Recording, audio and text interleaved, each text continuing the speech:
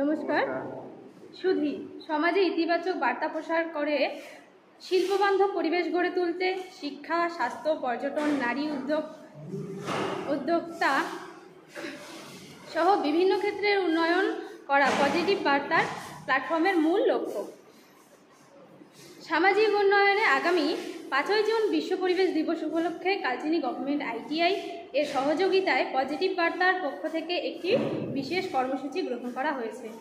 Positive বার্তা পরিবারের 10,000 সদস্যের প্রত্যেককে অন্ততপক্ষে 5টি করে গাছ রোপণ করার আবেদন জানাই। এই সব গাছ বড় হলে এর মালিকানাকে পাবে সেটা হয়তো জানা নেই, কিন্তু এই গাছ থেকে পাওয়া ছায়া, অক্সিজেনে আমরা প্রত্যেকেই লাভবান হব। বিশ্বে যেভাবে উষ্ণায়ন বাড়ছে তা কিছুটা হলেও আমাদেরকে কমাতে পারবে। আসুন আমরা সবাই একটা সবুজ পৃথিবী গড়ে তুলি।